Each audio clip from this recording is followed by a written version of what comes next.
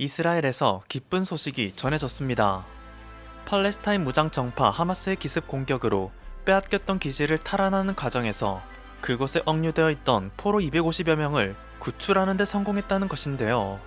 이스라엘은 남부의 군사기지를 탈환하기 위해 이스라엘 해군 소속 특수부대 중 하나인 사이레트 13 정예부대를 파견했습니다.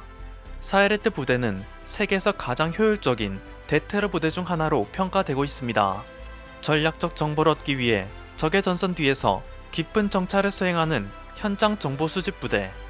사실 이 비밀스러운 특수작전 부대는 영국의 특수부대 SAS를 모델로 하여 창설되었지만 1957년 설립되었음에도 불구하고 1980년대까지는 이스라엘 정부에서 그 존재를 공식적으로 인정하지도 않을 정도로 비밀스러운 부대였죠.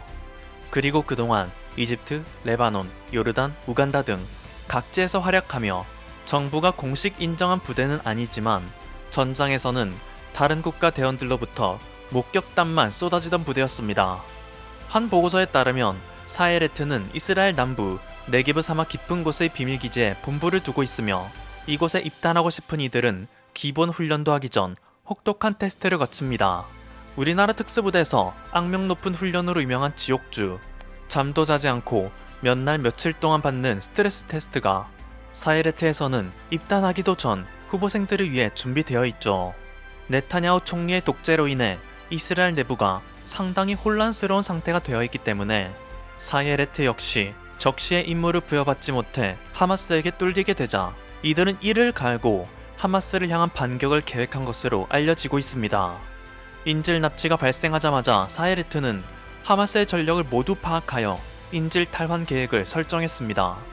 물론 하마스가 납치한 인질은 사실상 하마스가 내세울 수 있는 유일한 핵심 협상 도구이기 때문에 이들을 구출하는 것 역시 결코 쉬운 일은 아니었지만 사헤르트는 다음 영상에서 볼 수 있듯 가장 효율적인 침투 루트를 설계하여 최소한의 하마스 대원들만 제거하여 250여 명의 인질을 모두 무사히 구출해내는데 성공했죠. 이 과정에서 60명 이상의 하마스 대원이 제거되었고 26명을 생포해냈습니다. 이렇게 사헤레트에 의해 하마스가 가진 유일한 협상 카드가 사라지자 이스라엘은 이제 본격적으로 하마스를 지도상에서 지워버릴 계획을 실행에 옮기려고 있습니다. 워싱턴 포스트에 따르면 이스라엘은 현지 시간으로 13일 새벽 0시 유엔을 통해 가자지구 북쪽에 거주하는 110만 명 전원에게 앞으로 24시간 이내에 남쪽으로 이동하라 통보하였다고 합니다. 대대적인 공습과 침투 작전을 펼치겠다는 예고나 다름없기 때문에 사실상 지금은 폭풍 전야인데요. 문제는 이 발표를 들은 이란에서도 심상치 않은 움직임이 일어나고 있다는 것입니다.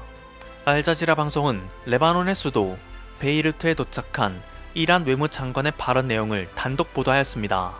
이란 외무장관 호세인 아미르 압둘라 히안 장관은 만약 가자지구에 대한 폭격이 격화된다면 이스라엘은 다른 전선에서도 전쟁이 발발될 수 있음을 간과하지 말라 라며 사실상 이란이 또 다른 전쟁을 일으키거나 지원할 수 있음의 가능성을 언급하였습니다.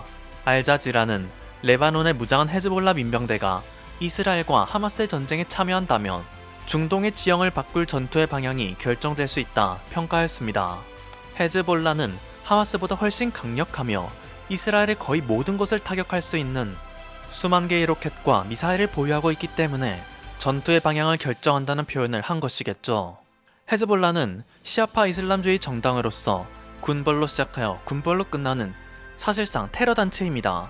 실제로 미국, 영국, 이스라엘, 프랑스, EU, 심지어 아랍연맹마저 이 단체를 테러 단체로 규정하고 있으며 오직 러시아, 북한, 시리아, 이라크, 이란, 중국, 쿠바 등만 합법 정당으로 인정하고 있죠. 헤즈볼라가 주둔하고 있는 레바논 정부에서도 헤즈볼라를 합법 정당으로 인정하고 있기에 이들은 좀 더 마음 놓고 테러 활동을 벌일 수 있다고 합니다. 그런데 한 가지 특이한 점은 헤즈볼라는 자신들을 세계에 얼마 남지 않은 정통 게릴라 투쟁 단체라며 민간인을 공격하지 않는 것을 원칙으로 한다는 것에 큰 자부심을 갖고 있는데요. 애초에 테러라는 것이 민간인 희생을 낳을 수밖에 없는 것인데 무슨 말을 하는 건가 싶기도 합니다. 아무튼 헤즈볼라가 이스라엘과 개전의 가능성을 언급하자 미국의 블룸버그와 뉴욕타임즈는 이를 속보로 전하며 이스라엘군의 지상전이 임박했다, 전쟁의 다음 단계로 접어들고 있다 라며 이스라엘뿐만 아니라 중동 지역에 있는 자국민들의 조속한 귀환을 촉구하고 있습니다. 한국은 이스라엘에서 한국인을 대피시키기 위한 수송기를 급파했습니다. 장기 체류자 81명과 단기 여행자 82명, 총 163명을 태워 14일 이스라엘 땅을 벗어났는데요. 만일의 사태를 대비하여 외무성 직원과 국방부 의료팀이 함께 탑승하였으나 다행히도 의료 지원이 필요한 국민은 없었던 것으로 파악됩니다. 그런데 이 소식이 전해지자 옆나라 일본에서는 분노의 목소리로 인터넷이 뜨겁게 달구어지고 있습니다. 애초에 일본도 이스라엘에 있는 자국민을 대피시키기 위해 수송기를 보내기로 결정했지만 여러 행정적 절차와 매뉴얼을 따르느라 그것이 늦어졌습니다. 때문에 주 이스라엘 일본 대사관에서는 마침 한국 수송기에 자리가 남는다고 하니 혹시 이스라엘에서 하루라도 빨리 벗어나고 싶은 일본 국민은 한국 수송기에 탑승하라 했다는 거죠. 일본의 황당한 대응은 이것뿐만이 아닙니다. 한국이 이스라엘에 보낸 군 수송기는 당연하게도 한국까지 안전하게 모시고 당연하게도 무료입니다. 하지만 일본이 보내는 수송기는 오직 두바이까지밖에 태워다 주지 않습니다. 그러고는 3만엔 우리나라 돈으로 약 30만원을 지불해야 태워준다고 하는데요. 목숨이 경각을 다투는 상황에 국민을 상대로 장사를 하는 게 일본의 현 주소입니다. 이런 것마저 다 민영화시킨 걸까요? 너무나도 황당한 일본 정부의 발표에 이스라엘에 있던 일본인들은 경기를 일으키며 한국의 수송기에 태워달라며 쏟아져 들어왔습니다. 그렇게 총 51명의 일본인이 지금 한국을 향해 날아오고 있다는 거죠.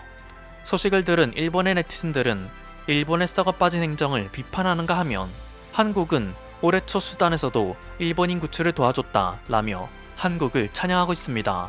수단은 올해 4월 15일에 시작된 쿠데타로 현재까지 고통받고 있습니다. 준 군사 조직인 신속지원군 RSF가 일으킨 내전으로 수단 전역의 도시에서 공습, 폭격, 총격전이 발생해 대통령궁, 국가 주요 시설, 외교 공관, 병원, 철도, 항만이 모두 공격받는 총체적 난국이었는데요. 사태의 심각성에 따라 우리나라에서는 국민 구출을 위해 특수부대를 파견하였습니다. 이때 파견된 대한민국 특수부대는 공군 공정통제사 그리고 육군 제707 특수임무단이었죠. 분쟁 지역 내 재외국민 구출 작전에 있어 공군 공정통제사가 두 번째로 작전에 투입된 사례였고 육군 제707 특수임무단은 작전 투입 사실이 공개된 첫 사례였습니다. 이른바 프라미스 작전. 대부분의 교민들은 버스를 통해 위험 지역에서 벗어났지만 교전 지역이라 이동이 힘든 교민들을 위해 우리 군은 방탄 차량까지 동원하였습니다. 그리고 교민들이 안전하게 빠져나올 수 있도록 사우디아라비아와 아랍에미리트 정부는 전쟁 당사자들 사이에서 중재를 도와주기도 했죠. 미국은 아랍에미리트 정부가 한국 측에 제공한 1174km의 우회로를 한국 교민들이 안전하게 이용할 수 있도록 각종 정찰 자산을 제공해 주기도 했습니다. 아무튼 이때도 한국은 늑장 대응으로 자국민을 챙기지 못한 일본 정부의 요청을 수용하여 일본인들도 함께 데리고 대피하기로 결정했었는데요.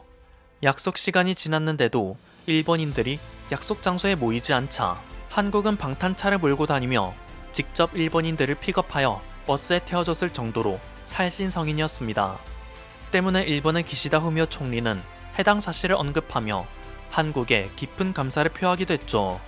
심지어 당시 대피한 일본인은 한국인보다 더 많은 60명이었기 때문에 일본인 네티즌들은 해당 사건을 언급하며 일본 정부는 해외 교민의 생명을 하나도 소중하게 생각하지 않는데 한국 정부만 일본인들의 목숨을 구해준다.